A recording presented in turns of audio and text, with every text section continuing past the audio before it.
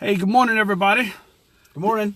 This is Mark, and I am live here this morning with my good buddy, Dean Hansen. And we just left our Master Networks meeting, and he has volunteered to come on to the show. This is our fourth show, Entrepreneurial Journeys, live discussions. Dean, tell us about, before I let you get started there, I want to explain to you about what this group is. This group is Up Your Averages. And I know we're friends on Facebook. I don't think I've got the opportunity yet to invite you to the group, but I certainly will today. It's a positive group. There's people in the group from all over the United States, primarily South Florida and North Texas, but we got people from Georgia, Alabama, from California, New York, all over the place. And each week I try and come on live with an entrepreneur, and we discuss the journey and how they went from the idea of what they wanted to do to what they're actually doing. And we're live. There's some people in the parking lot. Rolls the window. So if we get a little extra noise, that'll be all right. But Dean, go ahead. Tell us about who you are and what you do. Well, my name's Dean Hansen, and I own a small local insurance agency in Allen. And it's a family business. My wife and son work with us as well. And altogether there are 8 of us, but 3 of us are family. And we enjoy helping people protect their assets. We do home and auto, life, business insurance. We insure many local businesses, and that's probably what my passion is mostly people's business a lot of times is a dream that they had at one point. And this business has been their dream fulfilled, and they're working on, building a legacy. And it's much more than just a way to make a few bucks. And most businesses don't make it 5 years. It's not for a lack of passion. Sure. It's for a lack of something else. And a lot of times it's just expertise, but sometimes it's an uninsured major financial disaster, and they just can't recover. And it's a sad thing, and I hate to see that happen. And this is what you wanted to do from high school, or how did you get into this field? Oh, heavens no. Right. Yeah, I studied finance. I wanted to be a banker, one of my heroes when I was young, long time. So I learned all about homes, And then I was in the finance business, and then I was in the car business and auto finance. So I learned a lot about cars, and all that to be said, it really prepared me for what I do now. And we also owned a mortgage company for 10 years prior to the 10 years. You got a whole bunch of business experience. That's pretty much it. But the two, the ownership experience would be the mortgage business and then the insurance business now. And what I know, when I started my first business, I wasn't even of an entrepreneurial mind. I wasn't even trying to start a business. I was just trying to eat. And there was a lot of mistakes I made in my first business as far as the business aspect goes, keeping books, dealing with the IRS, just different things. And when I started my second business, I took a lot of those lessons with me. And then when I started the third, I took a lot more lessons. How do you run your business differently today than when you was in your first business? What's some lessons that you have learned in the beginning that you employ now? That's a great question. Things are dramatically different. First of all, when I started my first business, I was a one-man band, and I had to do all that. The books and taxes and licensing and marketing and sales, and I had to measure the return on all of my investments, in marketing, and that takes a ton of time. Plus do it all, and all the selling, and all the closing, So, right. Yeah, now I'm grateful I'm in a position where I have a team of 8 people that each of us does a part of that. And so my wife actually is an accountant. That's her background. And that's helpful. Yeah, it really is. That's helpful. Yeah, she accounts for all kinds of things, Even she tracks our referrals. There's an accounting process that happens there. So that's the way it's different is having leverage. I've leveraged other people's talents that everybody on my team does something way better than I do it. So I guess just super lucky that I've gotten to this point. Well, I like to surround myself with smart people too. It makes me look real smart. Right, exactly. have you ever been told no and you didn't let it defeat you, and you went back and somehow at some point later, have you been able to turn that no into a yes? Yeah, you know what? At varying degrees, when somebody says no, it could mean just come on. They don't have enough information to give you a yes yet. So sometimes that's a challenge to, provide them what they need. But sometimes there is just a hard no in life, and it's just a learning experience. Making mistakes is part of growth. It's part of becoming better. And every time you do something incorrectly, it can be a learning experience if you let it be. Otherwise, it's just a mistake. Right. So getting told no is just another way to improve. It's just another way to, you're going to get knocked down. Right. It's how you get back up that really matters. Well, I'll tell you, I asked you that question, and a story came to mind for me. There was this one time I was told no, and it was a big learning lesson. I wasn't able to go back and turn it into a yes, but I did learn a big lesson from it. I had just started with blue-gray marketing. This was probably sometime 2015, in the very beginning. And at that time, I didn't even have a checking account at that time. I was still operating off of a personal one. And I had this one particular prospect that I was trying to get as a client. And I got a meeting with the owner. I went in, I sat with the owner, I gave the sales pitch, and she opened up the checkbook, and she was ready to sign up for services. Sorry. And she says, "Who do I make out the check to?" I said, "Mark Cass." She closed her checkbook, and she says, "I don't write personal checks. Thank you. You can leave my office." Wow. Right? And I was like, what? And so the lesson there, it made me get more professional. Sure. Okay. I went down, I opened up a business checking account, and I never had that problem ever again. So that was something I learned in my entrepreneurial journey. Wow. How did you get into the marketing? I got into the marketing because it was really strange.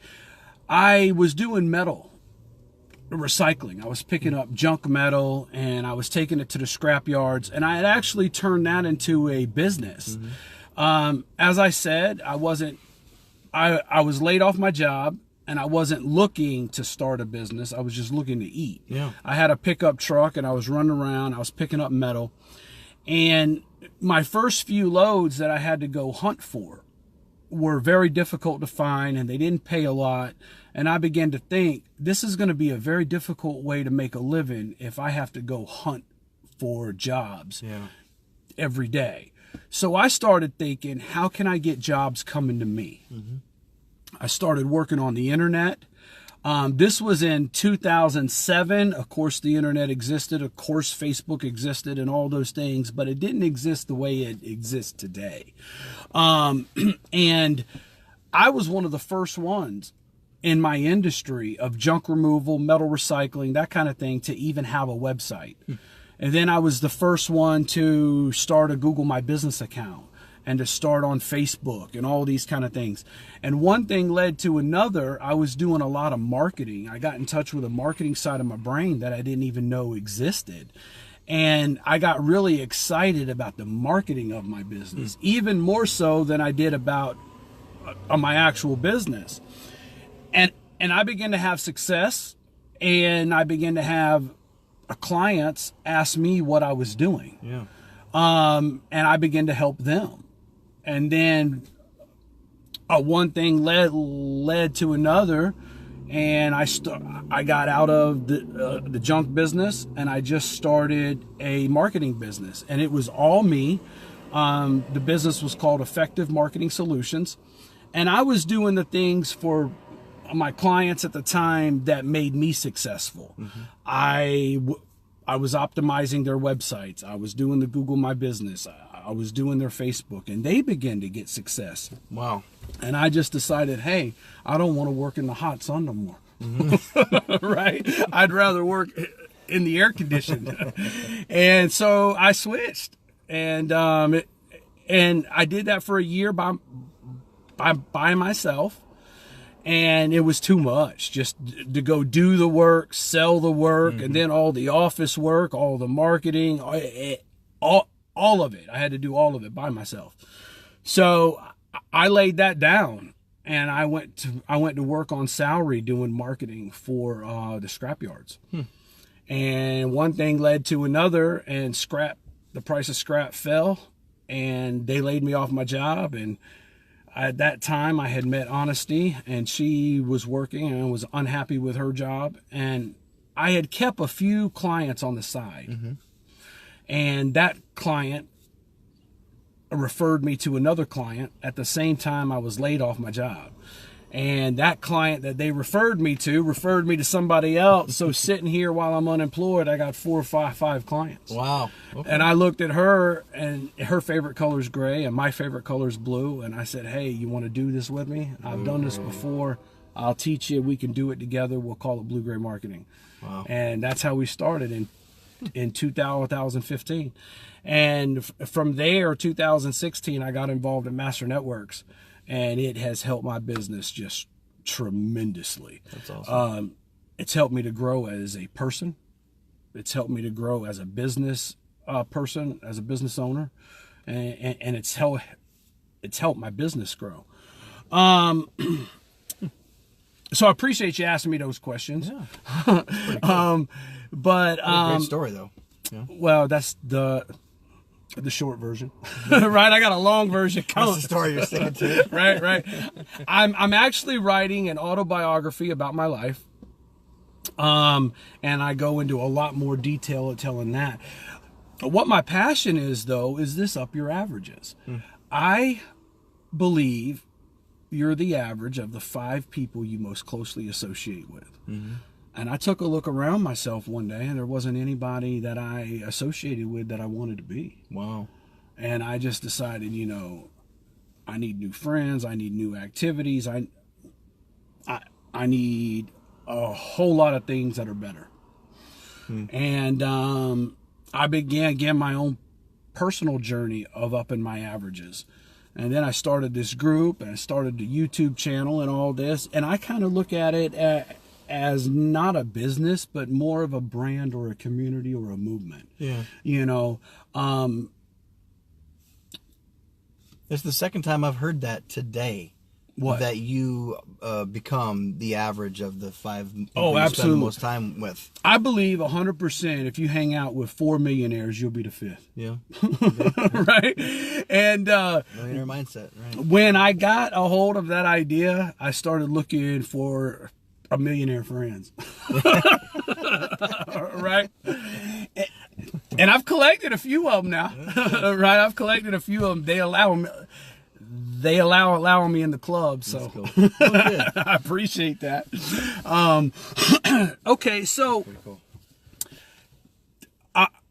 Tell us a time that maybe you were discouraged and you wanted to quit, or maybe you questioned yourself for the journey you was on, and in the end, it actually turned out to be a good thing, and you gained strength. Is there any sort of story that comes to mind like that? So yesterday, no, I'm just kidding. Right. No, there was, it was my second year in the insurance. We owned a mortgage company for 10 years, leading up to 2008. And then the mortgage industry fell apart. And fortunately, we had already started talking about opening an insurance agency. So I had gotten my licenses. It takes quite a while to do that. And so I was pretty much ready to go. And I just got lucky and met the right people, explored a bunch of options, and we selected to build a relationship with farmers for a variety of reasons.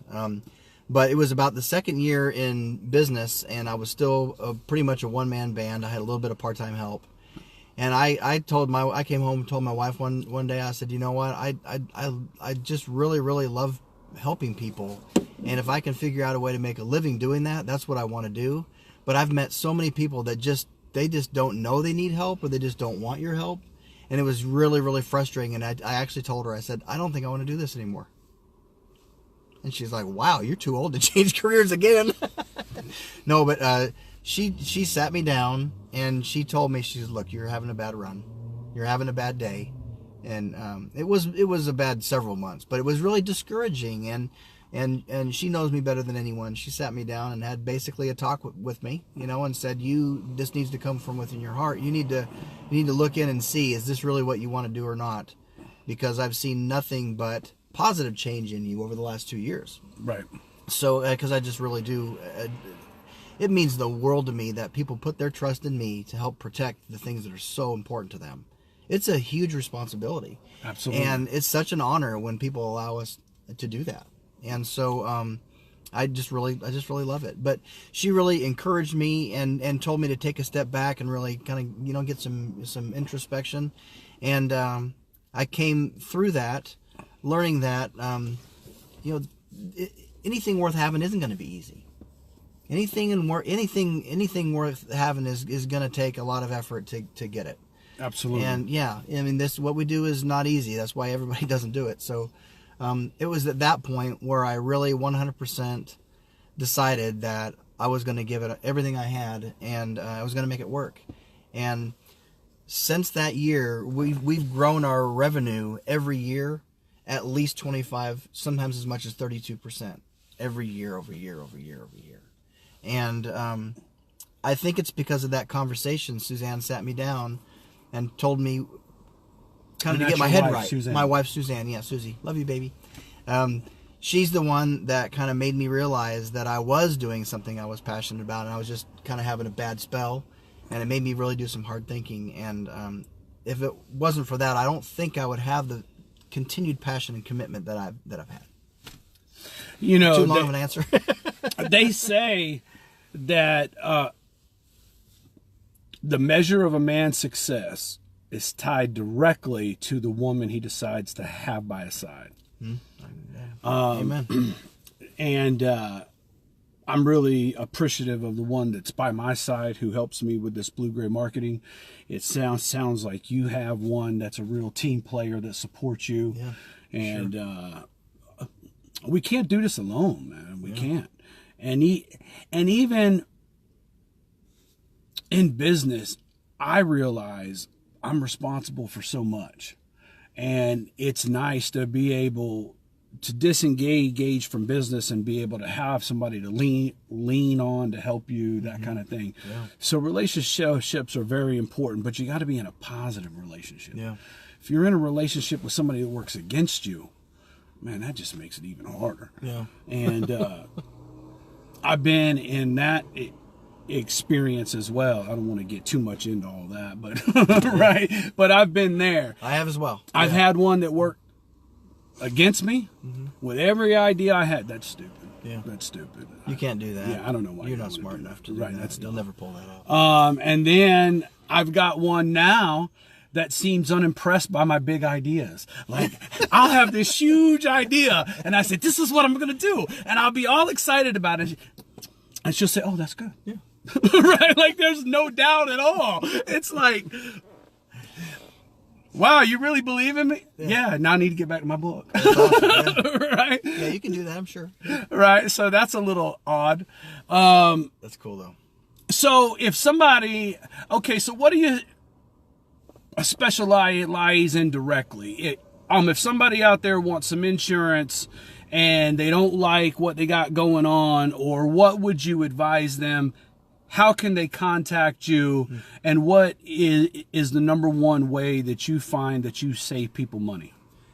All great questions again. Well, there are several different types of people we're looking for. Some people tell us, well, I've been with my same agent for 20 years, I'm good. Mm-hmm. So then I asked them, when's the last time you met with your agent? Oh, I've never met him. Well, when's the last time you reviewed your policies to make sure that they're what you need? No, we've never done that. Because our job is to customize your coverage for what you need now, and that's going to change by next year. Sure. So what we do to avoid that problem in our agency is we actually do a policy review. We call it a farmer's friendly review every single year. Some clients like to do it every 6 months just to keep on top of changes in their family, changes in their business. We discover sometimes that people bought a new truck in their fleet and forgot to let us know.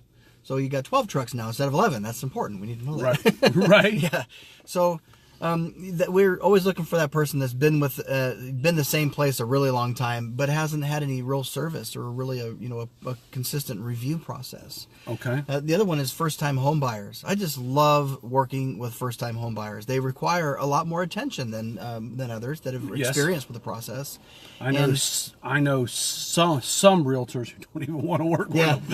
Yeah. It's but the educational part of my business is what I really love to do the most, and I'm a home and auto insurance specialist. I'm a senior specialist in home and auto insurance, and I have agents that work in my office with me that I am training them and teaching them consistently. Some of them have been with us 5 years, some of us 3 years, some of them 1 year. Gotcha. And I'm consistently helping them to improve and also become a specialist. And then I also specialize in local businesses. I don't do the multi-state businesses. So Texas only. Texas only. Really North Texas. Really kind of like Allen, McKinney, Plano, Richardson, Gotcha. Lucas, Fairview. Okay, so neighborhood. Yeah. Neighborhood, really, yeah. Those are the restaurants that I go to eat at. Those are the companies that I call when I need electrical or plumbing work. Those are the companies that put my air conditioner in. Those are the ones that I refer to my clients. Hey, this is a good company with good insurance. They have good business principles. And if you need it done right, here's a referral for you. And so I like to insure my referral partners, So Gotcha. You asked about, what was the third part of the question? You got to pay better attention. Sorry. I didn't take notes. How can they contact you? The other thing I asked you to give an example of how you saved a business owner some money. Yes. So what I say my job is I diagnose insurance policies. I find the mistakes, the errors, the overlaps, and gaps in those in the coverage, and then I fix it. And many times doing that, nets a savings for the business owner. Gotcha.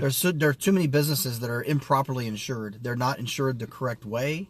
Maybe their business has changed since they got their policy, or maybe it just wasn't done right from the beginning. Mm-hmm. And we sometimes find that they have the same coverage in two different places. We can eliminate some of that and cut the cost. We can help business owners also save money by introducing them to good partners, such as someone that can help them with their marketing, someone that can help them with getting their business more business. That's your business, right?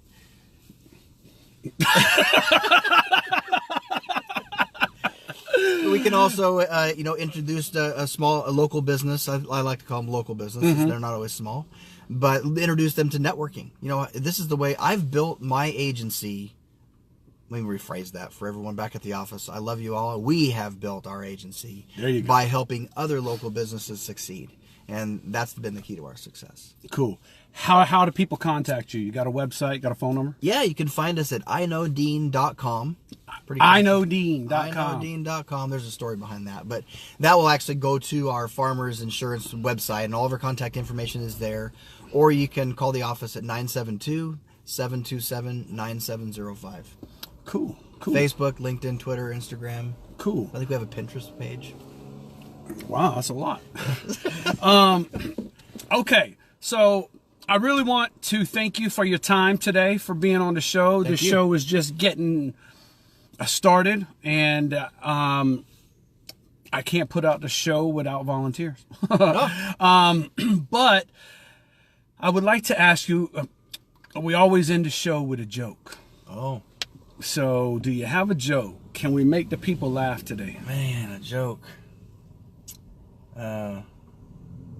You think of all kinds of jokes when you're not, This is family friendly. I wish I knew a good insurance joke. If you know a good insurance joke, find me on Facebook. It's the Hansen Agency of Farmers, and post your insurance joke on there. I'd love to hear your insurance joke. I have a lot of funny stories, but no real, a joke. Yeah. I'm going to tell you a joke. All right. There's 3 preachers, and they all meet at this interfaith conference. There's one who's a Baptist preacher. Well, I don't know if they're all preachers, but there's one that's a Baptist preacher. There's one that's a Muslim imam, and there's one who's a Jewish rabbi. And they're all at this interfaith conference, and they're all sitting together. And they decide to at the break, they decide to go have lunch together. And while they're having lunch, they're talking about their greatest religious or spiritual experience that they've ever had. And the Baptist preacher says, you know, I was flying the red-eye flight one night, and we was over the Gulf of Mexico. I was leaving Dallas, and I was headed over to Florida, and we was across the Gulf of Mexico, and this great big storm came. And it wasn't on the radar. It surprised even the pilot, and the plane just began to shake, and we all began to fear for our lives. And I prayed to the good Lord above, and I asked for protection. And all of a sudden, for a 1 mile radius, all the way around the plane, it was calm. Outside the mile radius, the storm raged on. The calm, it followed us all the way in until we landed. That's been my greatest spiritual experience. And the Muslim imam, he says, you know, I have a similar experience. I was making my annual trek to Mecca, and we was on our camels, and we was going through the desert, and a great big sandstorm come up. Sand was blowing everywhere. It was impossible to go any further. And we got down on a little prayer rugs, and we prayed to Allah. And for a mile radius, all the way around my caravan, it was calm. Outside the mile radius, the sandstorm raged on. But the calm, it followed us all the way into Mecca. That was my greatest spiritual experience. And the Jewish rabbi says, well, I was leaving the synagogue on a Saturday, the Sabbath. And I looked on the side of the road, and somebody had dropped a great big bag of money. And the Sabbath laws, they prohibit us from handling a currency on the Sabbath.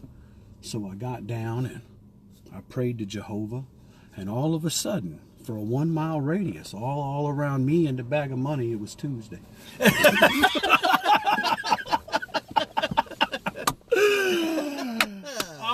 All right. That's it, folks, today. Thank you for watching the show. I hope you laugh.